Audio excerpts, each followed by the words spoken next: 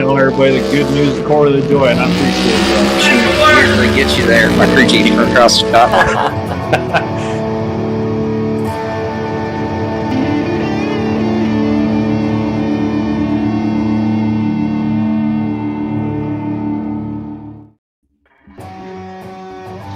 What's going Shoe Show.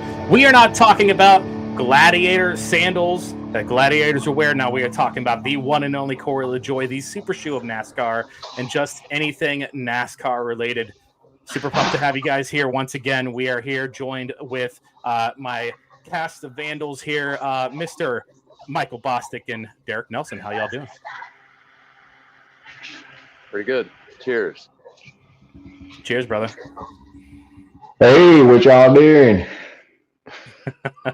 Well, we're here to talk about some Daytona racing, just what's been going on over the weekend. Any cool and exciting things to talk about. And before we get started, guys, if you have not liked, comment, and subscribed on YouTube, please do so. If you're not a part of Team Supershoe on Facebook, that is where it's all started. And that's where we're only live today because that's our home. And I want you to make sure you become a member there and hang out with us. We have so much more content there than we do on the Shoe Show on YouTube and then on the audio realm. And if you're listening on the audio, please rate and review. Let everybody know to listen to the Shoe Show. So, what's going on? Well, I'll go first. I'm depressed. The weather in Daytona is apparently just complete havoc. And so there's no Daytona 500 today. I had my heart and soul set on it for 3 calendar months now, and here it is, and we got to wait one more day. So life's just not fair. Yeah, I agree. Derek, how you doing, man? I am not too bad, sir. I'm looking forward to tomorrow, getting some racing in. And for the first time in a long time, I'm going to be motivated to bust my hump at work and get done and see if I can set some kind of record for a short day at work. Yeah, man. Well, I wanted to show this video to members in case they have not seen the podcast from I think it's a week or two ago now of stacking pennies, and then we're going to comment on it. So play this real quick. One more penny stacker. I don't know the fella's name, but he sent me a box, and it had this shirt in it. It says, "Finish the race." Hebrews 12:1. 12 car. It's sick. It's got, I don't know. Oh, it's the fruits of the Spirit. Fruits of the Spirit, man. Patience, peace, kindness, joy, faith. I'm reading upside down. And Hebrews 12:1. Self-control, right goodness. there. My kid tells me that all the time. Love that. That's awesome. Sponsored by Fruits of the Spirit. Galatians 5:22-23. Love it. I feel like I'm supposed to be working at race service in this thing. It's like 3 sizes too long. Baggy. Let me read Hebrews 12:1 real quick. Therefore, since we're surrounded by such a great cloud of witnesses, let us throw up everything that hinders and the sin so easily entangles. Let us run with perseverance the race marked out for us. Let's freaking go. We're running the race this year, ladies and gentlemen. Hey, whoever sent that to Corey, a medium in that style shirt, you could send one over to Nonsense Garage. Send it on down to Nonsense Garage. We're going to be doing a bunch of cool content right out of here. So, Derek, you got Yes, sir. a story about this? I do. The fellow that sent the fella over there the box is this guy right here.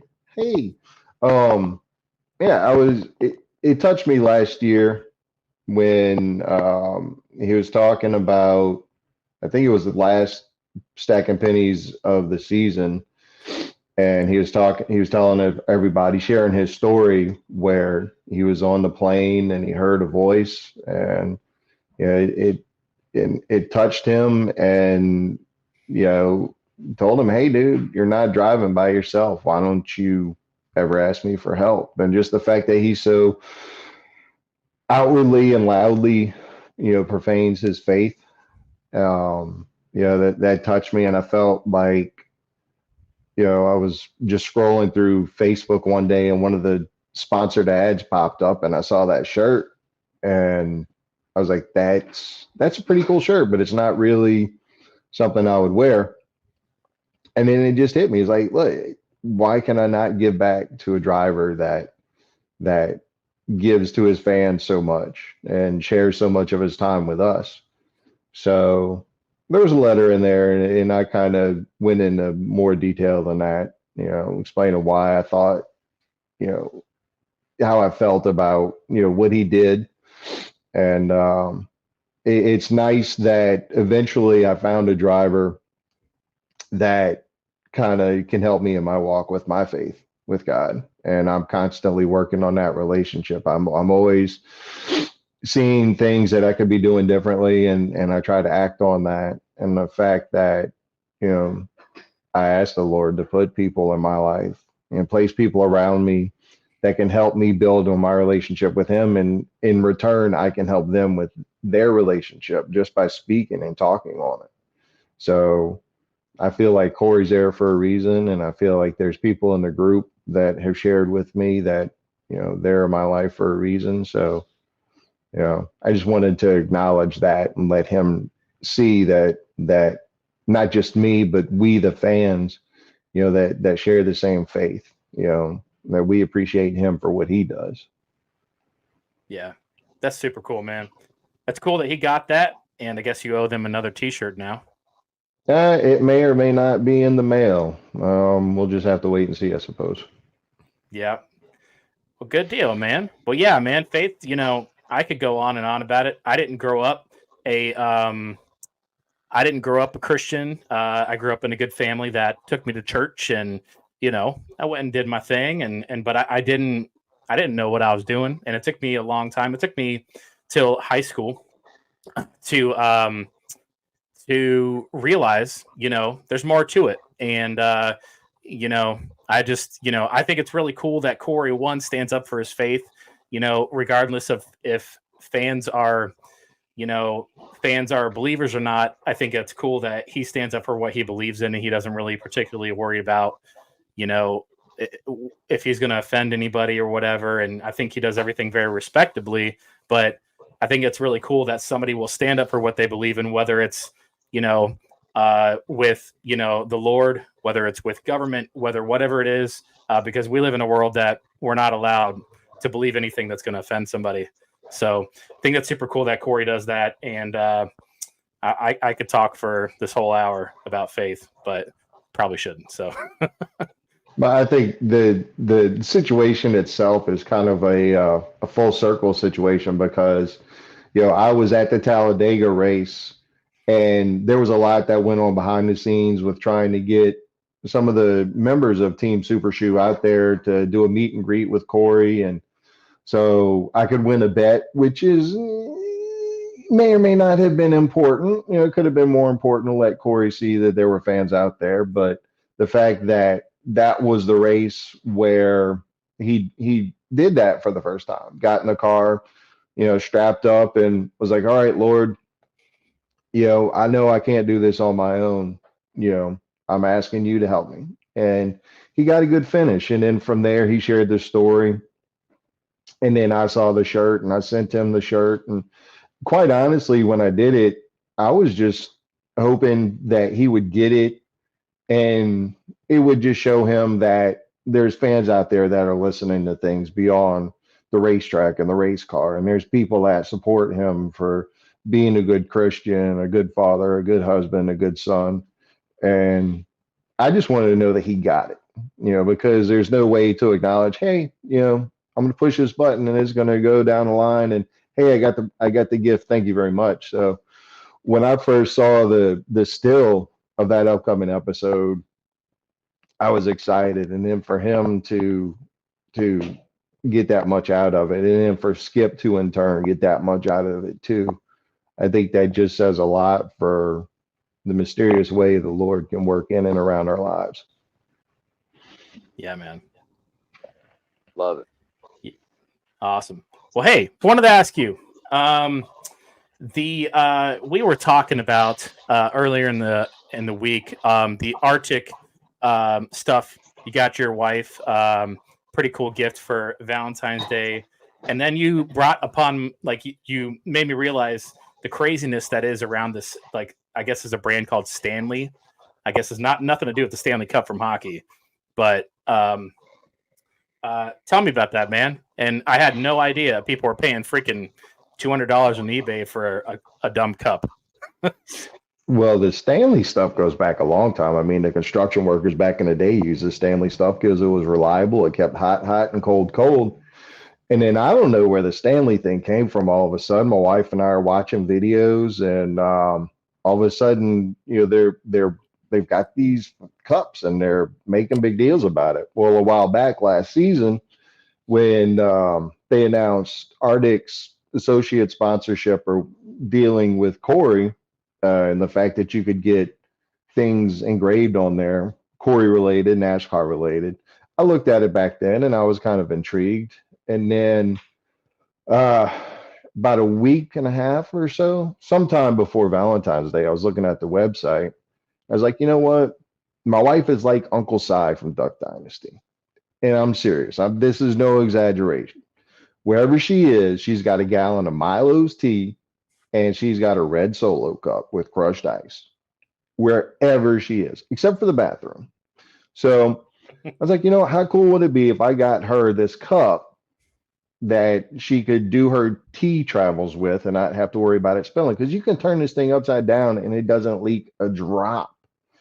And it keeps stuff cold. She has to put her ice in after the tea or the whole thing freezes out. It's that good. But more importantly, they give you the freedom to personalize it. So you go to Arctic, and for that time frame, they had half off their personalizations. But you can do it to this day. You can go to the Arctic website. You can get a 30 or 40 ounce travel tumbler that's not going to leak all over the place, keeps your stuff cold. And you can get on her cup, I got the Corinthians verse about love on one side. And then on the other side, I got her initials. So that way, if she goes anywhere, she knows. And ironically enough, it's a green cup, which is the same color as Uncle Si's tea cup. She loves it, though. It's by her side wherever she goes. That's awesome. Well, that's cool. It's bring it up because that is a sponsor for Corey LaJoy, and I guess he's even doing a promo on on his podcast or something on Instagram or something that you can get he's giving one away a week or something. So pretty cool. So thought that was a cool little story. I wanted to show this to you guys. Our buddy from Team Supershoe, fan named Courtney Garcia, got this cool footage. And if y'all haven't seen it on Team Supershoe, I want you guys to enjoy Corey LaJoy making margaritas. Here we go.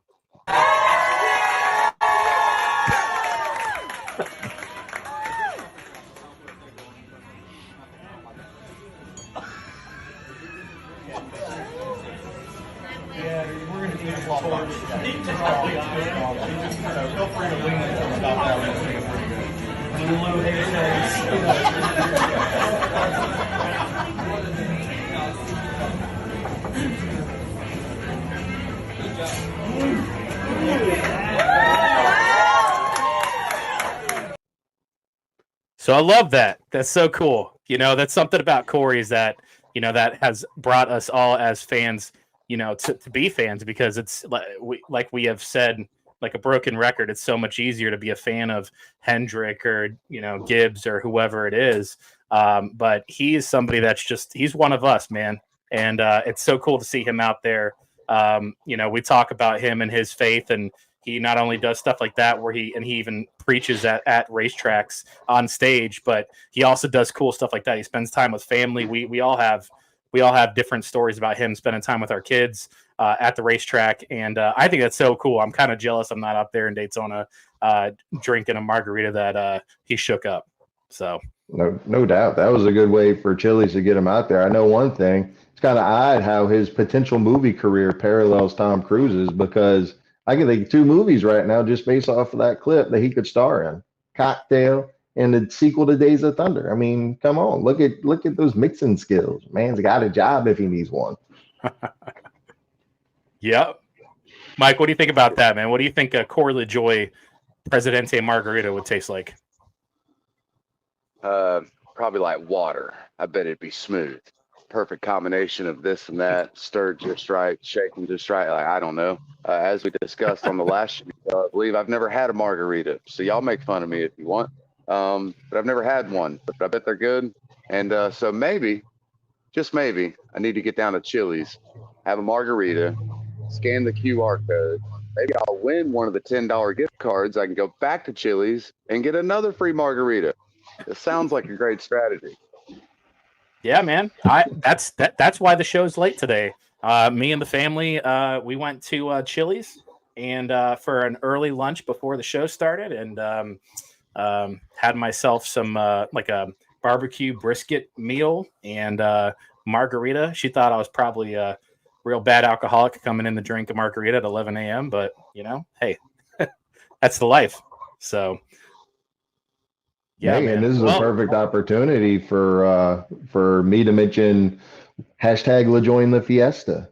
If y'all are going to go to Chili's, if you're feeling the need to go get the El Presidente or some crispers, and you go to Chili's, put on some LaJoy swag. Go and show you that you support Chili's for supporting our guy. Get you some swag on. Go get you some crispers of El Presidente, snap some pictures, show everybody that you're having fun at Chili's with your LaJoy swag, share it. There's a post on the Team Supershoe Facebook page with all the rules and regulations. It's not that hard. You just share the picture, tag it, LaJoy the Fiesta. You can win a $50 gift card to Chili's and some free LaJoy swag. So it's almost like you win for free. Maybe I shouldn't say this, but I almost feel like our promotion is better. So if you scan the QR code on Corey's car, you have a chance at a $10 gift card at Chili's, or you could be the winner of a VIP experience. I don't know if it's at a track of your choice, or maybe it's at a designated track and they make sure you get there. I haven't read the specifics on that. But just comparing the gift cards, $50, guys. You could probably go and have like 5 or 6 margaritas with that gift card. So get your pictures in, like Derek said. Put on some swag, 7 hat, 7 shirt. Take your kids. If you're like me, I got a 6-year-old. He wears a 2XL Corey LaJoy crew shirt. It looks like a nightgown on him if I don't tuck it into his pants, right? But so we had him all decked out in that, and so give your kids some swag. Dress up the whole family.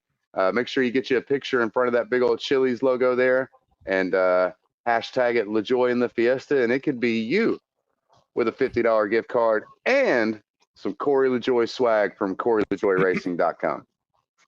Definitely don't forget to go scan QR codes, because those VIP, it's 2 VIP passes to Coda in Texas, which is Chili's home base of operations. So there ain't no telling what they're going to do for y'all there if y'all win those. Plenty of opportunities afforded you by Spire Motorsports, Corey LaJoy, and Chili's, people. Come on. Well, before we get started talking about Corey's weekend so far and just the kind of the topics of what to look forward to for our now Monday Daytona 500, you guys have brought to my attention this morning that it is to this day 23 years ago that we lost Dale Earnhardt in 2001. I wanted to start off telling you guys a couple of stories. So when I in 1998 was my first race, and that was the Daytona 500, and I went to I was actually on the backstretch back when they had a backstretch grandstand out there, and I saw Dale Earnhardt win. I had no idea the significance. I was 98. That make me 11 because I'm born in April, so 11. And back then I cheered on the 43 car, and John Andretti wrecked twice in front of me in 2 different grandstands. So that was nice. But anyways, that was my first race. And I used to go every year to Daytona 500. My mom and family, we would renew our tickets every year. For whatever the reason, I didn't go in 2001, but my mom did. She told the story about how it's just kind of a, not a great story, but back in 2001, my mom was a big Jeff Gordon fan. And, obviously, if everybody remembers, Earnhardt and Gordon had their rivalry. And she told me the story when she got back that when Dale wrecked, people started talking crap immediately in the stands. I guess it must have been Hendrick fans. I don't know. But people were talking, and as they're leaving the track, people were talking and saying stuff like Dale's dead and this and that. And my mom, remember, she even stuck up and said, "Hey, how dare you say something like that?" Because at the end of the day, as much as my mom may not have favored Dale Earnhardt and his racing and his mannerisms, we still respect all these drivers. We don't want them to get hurt or God forbid, to die. It's still the greatest sport in the world, and we wouldn't have it without these guys that are, they're risking their lives. So, she said, I think she said she was at a Denny's or some type of diner after the race, and that's where she saw the broadcast of Mike Helton coming on and saying that Dale Earnhardt passed on, and so that's kind of my two little stories, and just kind of wanted to know about you guys. Like, what did you think about Dale Earnhardt, when he was racing, and how do you feel like his death has affected our sport that we love today? Yeah, I wasn't watching back then. I knew a guy that had two Dale Earnhardt Richard Childress Racing threes tattooed on the top of his hands. And that was actually why he was kicked out the military. He got drunk, got the tattoos, and got kicked out because you couldn't, back then, I guess you couldn't have tattoos showing. And I wasn't a fan yet. I didn't become a fan until 2004. But I have an appreciation for the history of the sport, the drivers, the teams, everything that led up to what we'll be watching tomorrow, from the beginnings before NASCAR started, with Lloyd C. and Roy Hall, all the way up until now. I appreciate and I respect all of it. And the fact that these men were getting in cars, putting their lives on the lines, and they still do so to this day, just in a much safer fashion. I appreciate and I respect that to no end. I mean, the closest I have to an Earnhardt story is being at Talladega when RC came out there and put the gentleman that owns Bass Pro Shops in the car with him, and we're leading pace laps. And then it was pretty awesome because up until that point, they had a sports car, a Porsche sports car that had won a championship that year that went around the track. It was pretty cool. It was loud. But then Richard Childress got out there and decided he was going to open up the number 3 car, which was the last win from Dale Sr.'s career at Talladega. And to see the 3 and to hear it going around the track, I can only imagine what it would have been like back in the day to actually see the man himself behind the wheel, fighting for that trophy and that checkered flag. Yeah. So Derek, I'll piggyback off that. Talk about how impressive it was to see and hear that number 3 car take a couple of laps around Talladega while he was there. I'll tell you what it was like. I was there. I would have been 11, 12 years old at the time. So my dad and his new wife at the time, they're still married now. They're 25 years together now, probably. But at this point, they'd only been married 2 or 3 years. And they were starting to do better financially. And Dad and Tammy had decided that they wanted to rent an RV. And so we drove all the way from Indianapolis down to Talladega and camped. I think we got there on like a Wednesday or a Thursday. Like we did it out. And so anyway, our seats were right off of turn 4 in the Gadsden Tower, which is no longer there. Now that's the like the Busch Light party platform coming off of turn 4. So anyway, that's where our seats were. I was a Jeff Gordon fan at the time. And so as Josh said, during those days, if you were a Jeff Gordon fan, you probably didn't have much for Dale Earnhardt and vice versa. So that particular day, I can still remember being a kid, and with like 15 laps to go, Jeff Gordon's running, I'm pretty sure, in the top 5, top 10, and Dale Earnhardt's just way back there. Like, okay, good. At least we got to watch that damn number 3 car win today. Jeff Gordon, but he's got a chance. And so anyway, as you guys all know, he made that really impressive late race charge and was able to navigate and get through, time the runs and do all these things, right? to be able to take the lead and take the checkered flag. And I remember being so disappointed that day, just because my driver didn't win. I think he finished 5th, and Earnhardt was able to take the checkered flag. So even though I was so disappointed at that time, the next year when Earnhardt lost his life at Daytona, it made me so much more appreciative for the fact that at 11, 12 years old, I was able to witness NASCAR history, being able to see the man in black take his last ever checkered flag. So it was it's quite impressive even to this day to be able to look back and say I was there and I seen it. Yeah. You know, something I thought about with my story about the 2001, something I left out of my mom's story is that when Jeff Gordon, when Dale Earnhardt wrecked in 2001, fans erupted. And again, I guess it must have been the Hendrick guys, Jeff Gordon fans. And, you know, fans will be fans. But that's something that I've remembered. And, you know, now, not necessarily saying this is the correct thing to do, but my stance on stuff like, you know, how, you know, certain drivers get booed. Kyle Busch for the longest time was the biggest. Now it's Hamlin and I guess Bubba or whoever. And I'm going to tell you straight up, I don't talk about people that I don't like on the show. I don't bring it up. I try to treat everybody respectfully because at the end of the day, we are representatives of Corey and of Spire, and I don't want to misrepresent them. But I am very opinionated, and I there's certain drivers I don't like, but I've never booed a race car driver.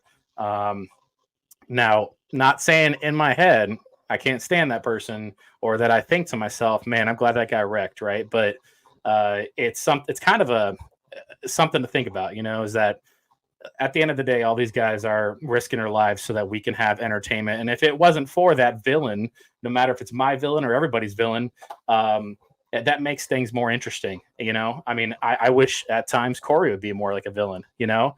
And another thing is that back in the day, I used to not be a fan of Dale Earnhardt. When Tony Stewart was around, I didn't like him. Harvick, when he was in his prime, I didn't like him. And it's because I didn't get it. I was young, and I thought that, well, you know, if you're gonna race, if you're gonna play in a sport, play clean. You know, do it the right way. Do it, you know, win like Jimmy's winning, win like Jeff is winning. And you know, throughout the years, I've realized more and more, especially as I've become an adult, I am much more like a Tony Stewart. And as far as my attitude, and you know, now if I were to have picked a driver to follow, it would have been an Earnhardt, it would have been a Harvick or a Tony Stewart. Not that I've like crossed the dark side, but I've become an adult and I've realized, hey, you know, rough racing is all right. You know, that you got to have that determination and drive. I don't want to cheer on somebody that's a pushover, you know? So, anyways, just an interesting little chat, and I wanted to bring it up. And, you know, Earnhardt has done so much for the sport. So, hope Corey gets some Dale Earnhardt in him tomorrow and goes and kills that thing and wins the 500. So, moving on, I wanted to talk about the truck race. Corey LaJoie got to race in the truck race in the 7 truck under Spire, and Nick Sanchez, he won through the Gainbridge sponsor, but it's under Rev Racing. I guess there's kind of some type of alliance with Spire. I'm not 100% sure, but Corey, he led 5 laps. I wanted to show some of these video highlights because, man, I know you guys were, because we were all chatting about it. We were on the edge of our seat all night. And even though it did not end the way we wanted it to end, man, look at these highlights. It was awesome. So check this out. Hold on. Comes in the outside lane. Little shove from Chase Purdy. Look at this run. Major momentum in the outside lane. They're stalled out on the bottom, and here comes that outside. Had worked all night long, and Corey LaJoie said, let me give it a whirl. 3 wide, is it going to work? Jack Wood trying to hang on to it in the middle lane in that 91. I don't like this. This racetrack is narrow through this trial area here. And the trucks like to dance through there. Not a lot of banking to be making a turn. They were scaring me to death too wide. Yeah, I'm like you, Michael. I don't like this.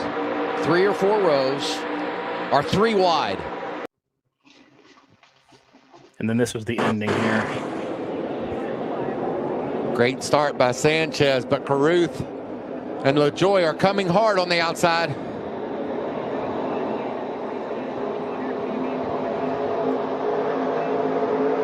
Remember Corey Heim, fresher tires. Can he use those to push harder?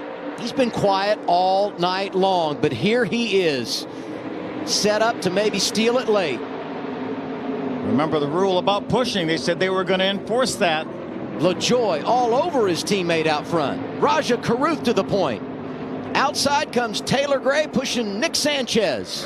Nice move by Sanchez to swing to the outside. LaJoie's come unhooked from Carruth. Remember, once we get the white flag, the next flag will end the race. And the white flag is out. Nick Sanchez, your leader. Jack Wood is up to second. Taylor Gray right there fighting for a win too. Corey Heim in the mix. Ty Majeski is there. Raja sideways, hangs onto it. Sanchez will try to work both. Oh, trouble. And there's a crash. Caution is out. The race is over. Trucks up in the air. So Corey was out there pushing the hell out of the 77, and unfortunately the 77 made one minor mistake, as people do in plate racing or super speedway racing, and unfortunately they all went up on in a ball of flames. So wanted to ask you guys about your Friday night, and man, was Corey going to push that 77 to victory? We were hoping so, man. I tell you what, I've been watching the Truck Series for years, and up until recently, the Truck Series has offered some of the best racing and that there is, NASCAR related, especially with the new car coming along in Cup. And also, you get to experience a lot of younger guys coming up through the ranks. I like Ryan Blaney. I like Chase Elliott. Back in the day, and still to this day, I pull for Brad Keselowski, and watching the younger guys come up through his trucks. You get to build a relationship with some of these guys. As a matter of fact, last year at North Wilkesboro, I was in the souvenir hauler line, and I noticed there was these 2 people behind me with Nick Sanchez hats on. I thought, well, man, that's pretty cool, because this kid's new, doesn't have very many fans at the track. It was his mom and dad and his sister. So that turned into a lengthy conversation. They're like, our kid? Yeah, I know our kid. I know your kid. And it was good to see him have the runs and stuff that he had last year. It was good to see him win today. And regarding Raja is a good kid. After the crash, a lot of people came out and they were saying nasty things about Raja. And it's his second full-time year in trucks. And it's trucks, guys. I mean, it's not Cup Series. It's not like he's got years of experience under his belt. They're all, for the most part, unless it's like a Johnny Sauter coming back to try to get a trophy. It's kids learning the craft so they can move on to Xfinity. Usually, Carson Hocevar didn't really take that path, and hopefully it works out for him. Zane Smith as well, especially since they're teammates. But and they're both good drivers. And Raja has shown that he's a good driver. He's had some Xfinity starts, but he's young. He's growing. He's working on his craft. And before too long, I wouldn't be surprised to see his name in headlines where he's winning races just like Nick Sanchez. So I wish Corey would do more truck races. Yeah, me too.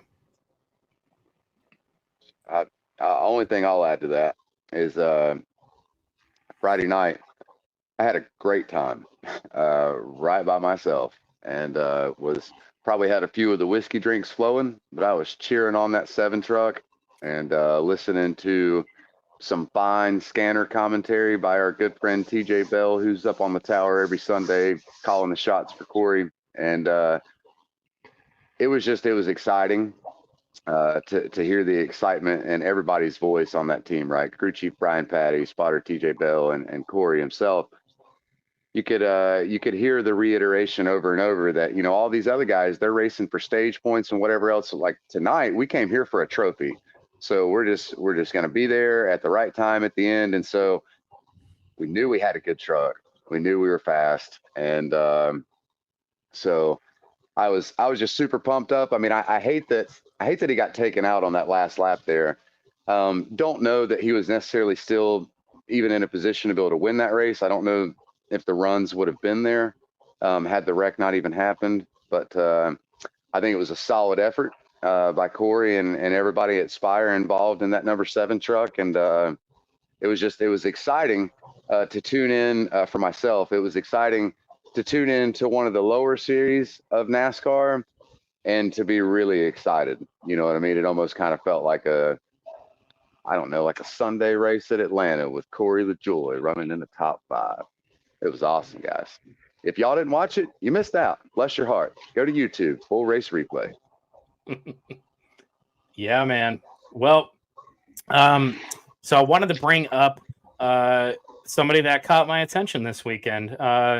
Raja Karith. He is full-time with the Spire truck team in the 77 this year, and kind of wanted to talk about him a little bit. In 2023, it was his first full-time schedule in the trucks with GMS Racing.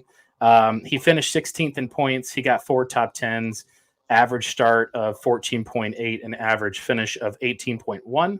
So wanted to know y'all's thoughts on Raja. You think he's going to be successful? Do we need to keep an eye on him?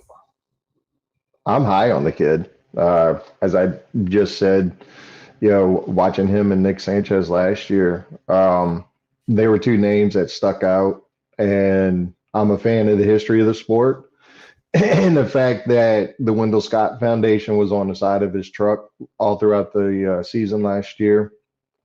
That kind of had my attention as well. I like seeing what that foundation's doing to put eyes on the sport that may not have normally been here. He's talented. He's good. He's still young, so he makes mistakes on track that young kids do. But the fact that he was up there and he was taking the leads, I think the fact that Corey and he got out so far, that could have been Raja not necessarily having the experience of the super speedways to know how to work the throttle and the brake and to kind of ride back a little bit to not get such a big run. So that way they can still be up front. And then when it came down to the end of the race, be able to make that surge to the checkered flag. I think he's going to do good. I was excited. Well, there's a little trepidation because he didn't announce until late what his plans were for this year. And we already knew we had Zane Smith and Carson Hocevar on the Cup side, and the truck side was coming together with Chase Purdy. And then, of course, you got the all-star truck with the 7. And then Raja was kind of a last-minute announcement in the 71. But you got to have talent, and you got to be good to have HendrickMotorsports.com on the side of the truck. They're not just going to do that for anybody. So I would not be upset at all. Might even get a little giddy girl excited if I see Raja in victory lane at some point in time this year. Yeah, so I'll be honest. I don't know a ton about this kid. I've not done my homework. However, I believe in anybody that is able to race on any of the premier platforms of NASCAR racing, right? Whether you're ARCA, trucks, Xfinity, Cup, all of these guys have my respect just because they're out doing something that I know in my heart and soul takes a tremendous amount of talent to be able to pull off and do week in and week out. So I wish the kid the best of luck. And if he's going to be racing underneath the Spire Motorsports banner, then I wish him a ton of luck. I wouldn't even be mad if he won a truck race before Corey. Anybody that can go and put our trucks up front or our Cup cars or what have you, like to me, that's what matters the most. So I wish that kid the best of luck. And just real quickly, I got to give a shout out to a guy in the ARCA series. His name is Armani Williams. He had a tremendous run in his race. Kind of started near the back, was able to funnel his way up, and ran pretty decently throughout the night. And I believe he was running 5th on the last lap and got turned pretty hard into the wall going into the entrance of turn 3. I was able to speak to Armani yesterday morning. He said that he's a little sore, but that he'd be all right. But he said that he learned a lot, and he was just super thankful for the opportunity that, like I said, I believe it was the 55 car. He was thankful for the opportunity that they gave him, and I just hope that kid continues to find more success and hopefully is able to nail down a full-time ride. That's somebody else that I've definitely got my eye on. And if you guys are unfamiliar with him, check him out. He's got a very interesting story, and I think he's somebody we can all get behind. Yeah.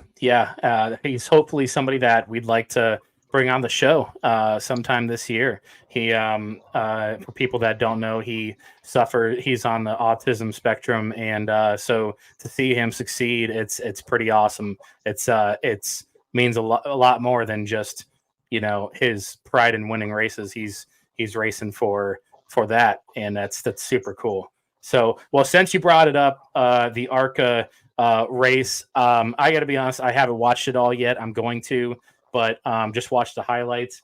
This highlight I want to play. If anybody hasn't seen this, I hope it brings a smile to their face. And check this out. Hold on. Nope. I'm just gonna put my foot on the floor, and I'm not lifting till I see God or a checkered flag. My man. Sounds good. And I know you have a great relationship with the Venturinis. I know when you had trouble last year at Kansas, they jumped in to try to help you. But like you say, every man for himself, right? I don't think I have a great relationship with anyone with one lap to go at Daytona, so we'll see. I'm in a great spot. I love my Class Motorsports team, and what the hell, we got a shot to win this thing at Daytona, so we're going to give it our best. That would sure make that pizza taste good when you get home, wouldn't it? Yes, sir. All right, buddy. Good luck. Thank you, guys. Appreciate everything you do. That was phenomenal. I am not lifting until I see God or a checkered flag. That is the quote of the day. Thank you, Andy J. That's awesome. We need more like that. We need more of him. I think Jamie was wrong. I think that is the quote of the season right there. It's going to be hard to beat that. Sorry, Denny. He done out quoted you, and he ain't even started in Cup yet, son. Yeah, that's the parked it right there. That's it. So, all right. So, wanted to bring up this stat that I have noticed in the past few years and get your opinions on it. The Clash, possibly last in LA this year, but the Clash in LA, every year that somebody wins that race, they are successful. 2022, Logano, he won the race, he won the championship in the playoffs, the main championship. Truex, the year later in 2023, won the race, he won the regular season championship, and honestly, if you ask me, I feel like he kind of got screwed out of winning the championship, or should have at least been at the end there. So 2024, here we are, Denny Hamlin, the guy that everybody talks about every year. What do you think? Is this a coincidence, or is Hamlin winning one of those two championships this year? He's good. Obviously, he's good. He's got his own team, and he's got a buttload of wins. I think he's going to be successful. And he's had surgery in the off season as well. So whatever hindrances that caused last year, however that may have affected or may have not affected his driving capabilities, it's a non-issue now.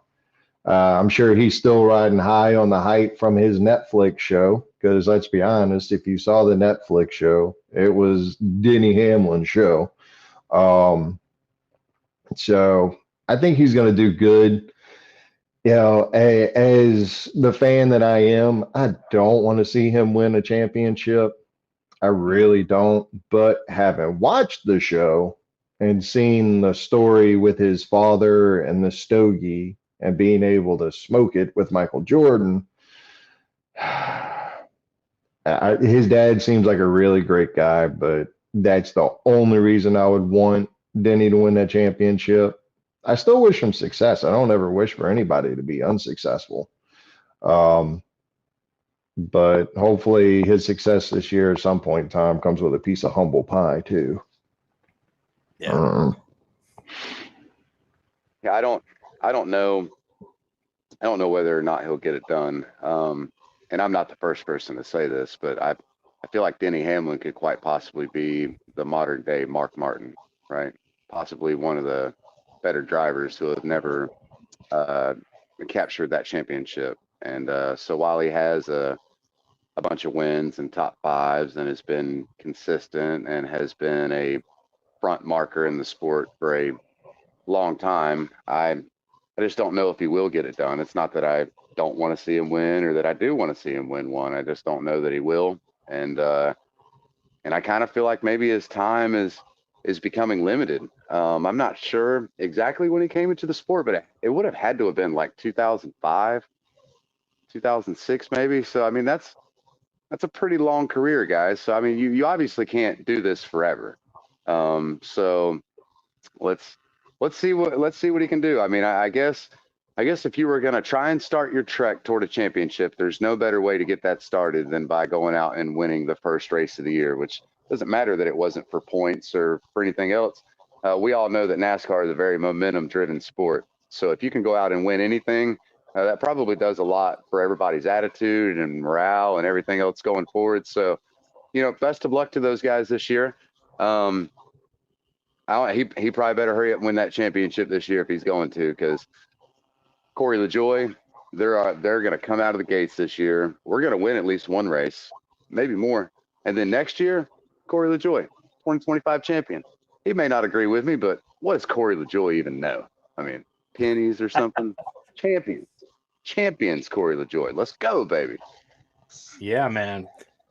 Well, yeah, man, that, championship nowadays, it's a different animal. It's like, I mean, we are legit like NFL playoffs. It doesn't have to be the best team to get through to the end and win the Super Bowl. It has to be whoever, like you said, it's all about momentum and getting yourself into the show. So right or wrong or indifferent, that's the way it is. And he doesn't seem to be somebody that handles that pressure very well. One thing I will tell you, as a cigar smoker, they better have a humidifier in that glass somehow, because that cigar is not going to taste good by November. So just isn't going to happen. So shifting gears, let's finally talk about Daytona. It's supposed to be today, but it is instead going to be Monday night racing, which I'm okay with. I like the fact that we are, making decisions and not dragging the fans out who are at the stands right now, or could be at the stands right now, getting drenched and having to deal with parking and everything else. It's a nightmare if you ever go to a race. I like the way NASCAR is doing it. So to start this conversation, I wanted to show, in case anybody hasn't seen this, it was only posted on Facebook. It was never posted on the YouTube or on the audio realm. This is before the shoe show. Me and Mike, this was kind of the beginning of our ideas of, maybe we can do something like this, like the shoe show. And wanted to show, let me change this here. Wanted to show this interview of me and Mike meeting Corey LaJoie for the first time, or one of the first times we met him, and getting to interview him, taking questions from Team Supershoe on Facebook and asking them behind pit wall. It was the coolest day out in August of 2021. So let's check it out real quick. What's up? This is Josh and Mike from Team Supershoe, standing here with the one and only Corey LaJoie. Corey, how you doing? I'm doing good. We're here in sunny Daytona Beach, Florida, getting ready for the Coke Zero Sugar 400. Yes, sir. We appreciate you taking the time to meet us and talk to us, and for Team Supershoe on Facebook. We just appreciate you always being cool with us. So you and Leanne. So well, I appreciate everybody for following the page. A lot of times they have more content than I've even seen. I don't know if they're getting that from inside sources or where they're getting that from, but following Team Supershoe's Facebook page is something I do in my spare time, so I appreciate all the support. All right, sir. So we're going to rapid fire some of these questions. We were wondering, it's an honor to meet you. We were wondering if you ever had a moment where you had a starstruck moment meeting a celebrity or starstruck. I saw Tom Brady walk by. I froze. I didn't know what to do. His jawline was impeccable. I did not know what I could do. All right. I was starstruck. So on Stacking Pennies, you talked about the top 20 teams roughly are $2 million a car when they pay, when the teams pay for each car, and you said you're nowhere near that. So every time you're up past top 20, that it's a big benefit for you guys. Can you explain how much you benefit per? I'm worried they can't hear the audio because this guy here's blaring Luke Combs, so we can get a little closer to the camera. All right. But yeah, so if you add up all the fully funded teams on that side of the garage, I mean, you're looking at 20, 22 teams that have over $20 million in budget. So we're racing about off half that. So that's why we got to stack pennies and have some fun. Daytona's a great equalizer, so we're gonna be able to get on the wheel tonight and hopefully punch our ticket to the playoffs. Yes, sir. Scott Thompson from the group, he was wondering how instrumental your dad was in fine-tuning your driving skills growing up. I don't know if he fine-tuned it. He just yelled at me enough to where I knew what I was doing wrong quite often. So, my dad wouldn't be here without my dad, obviously. That's Big Randy's birthday. That's right. All right. And Morgan Bouchette from France, he wants to know if you've ever been to France.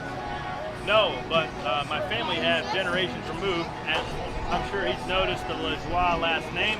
I have not been to France. Would love to go check out Spa or any of those cool racetracks out in France. Go ahead.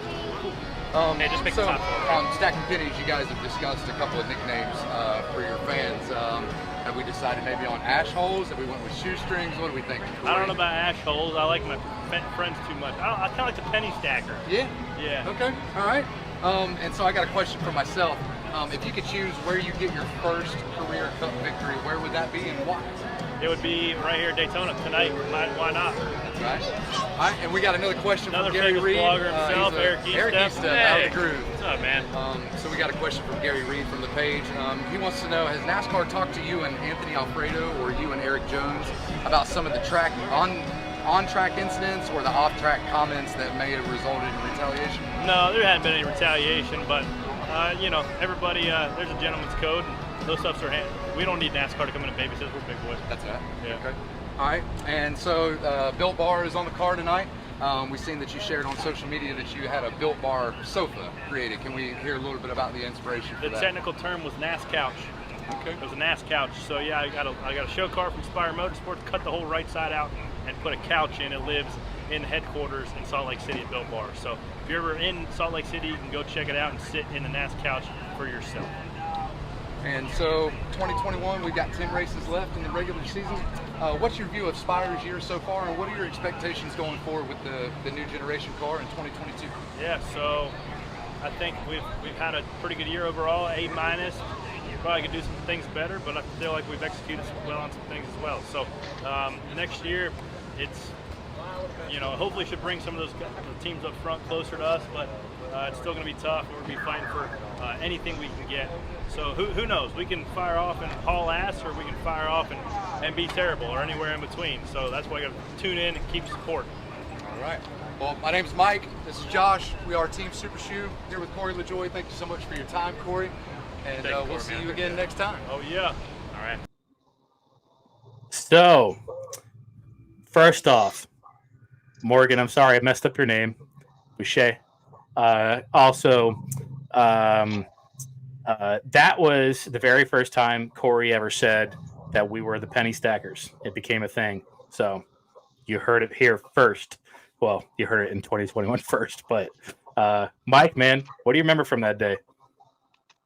I remember being super nervous, hanging out on the other side of that garage wall, sitting down at a little picnic lunch table with both of our kids, and we're trying to I don't know what it was for you, but for me, like I couldn't even hardly write on these cue cards. I was so nervous with so much anticipation of what was about to happen. And so that's probably the biggest thing that sticks out. But going back and rewatching what you just played there, dude, we sucked. We we were we were not good. We were not good at all, man. You could tell both of us were just, nervous and probably kind of giddy about what was going on. And but such an amazing opportunity. It's so cool to think that that's kind of where it all truly began, right? And I couldn't be more thankful for it. And at the end of the day, it's a humbling opportunity. The things that now all three of us get to do, being able to represent the name of Corey LaJoie and Spire Motorsports and sponsors that are affiliated with. And it's really wild to look back on it, man. It's been such an incredible journey. And I can't wait to see what else happens going forward. And, Josh, thanks for being such a good friend, man. And thanks for having me along on this ride. It's been pretty damn cool. Yeah, man. Well, you're welcome, man. I mean, it's, never thought that I would have this opportunity to not only get to do all this cool stuff, but, I have now gained friendships, you guys and plenty others that I feel like I'm not going to ever lose. And just through, joining a Facebook group and just kind of through, I guess, God's timing. It's been pretty cool. So taking that, moving into Daytona, wanted to talk about a couple of things that I think is kind of interesting to think about. So feuds from the Clash a couple of weeks ago, maybe we have something to, look at, see if it grows into anything bigger. You got from the Clash, Logano and Ty Gibbs. You had Ross Chastain and Reddick that didn't like each other, and Stenhouse versus John Hunter Nemechek. And stories from this weekend so far.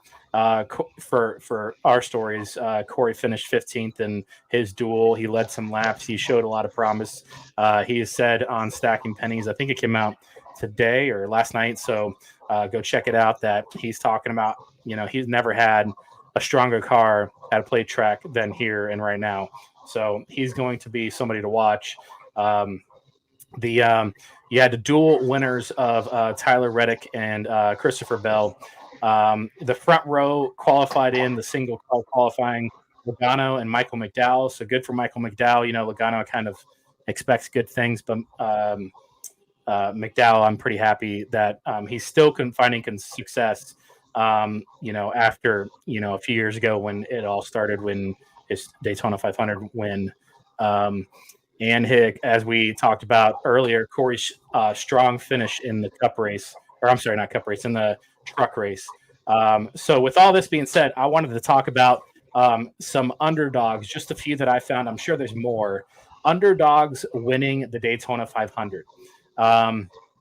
As we just mentioned, Michael McDowell, 2021. It was his first Cup win and 358 Cup starts. I believe that's like a 10-year career, somewhere close to that. Jamie McMurray winning in 2010 for the Daytona 500. That became a huge huge year for Jamie McMurray. He only has 7 wins in his career in a 19-year career. Trevor Bayne, he won in 2011, got that Daytona 500 win. That was his first win, his second Cup race, and he was the youngest winner, and that was his 20th birthday. That was his birthday. And then the other one I have written down here is Michael Waltrip. Michael Waltrip, he won in 2001 and in 2003. He's a 2-time Daytona 500 winner. 2001, the 500 was his first career win after 16 winless years in Cup. He had a 32-year career with only 4 wins. He had 2 Daytonas, and I think the other 2 might have been Dega. I'm not 100% sure. Maybe there was a short track in there. So all that being said, my last little subject to talk about, underdogs winning Daytona 500. It's not a uncommon story. Is Corey LaJoie, is this his year to be that underdog winner? Why not? Who else are you going to pick? I mean, he's shown speed all week. He ran up front with the truck. He's shown in the duels, not necessarily in qualifying, that the car's got speed. He's got the talent to get it up to the front and hold it there. It's kind of crazy because as this new car progresses, it seems like each time you see it on a track, it handles a little bit differently. So it may react differently on the super speedway now than it did the last time it was on track at Talladega.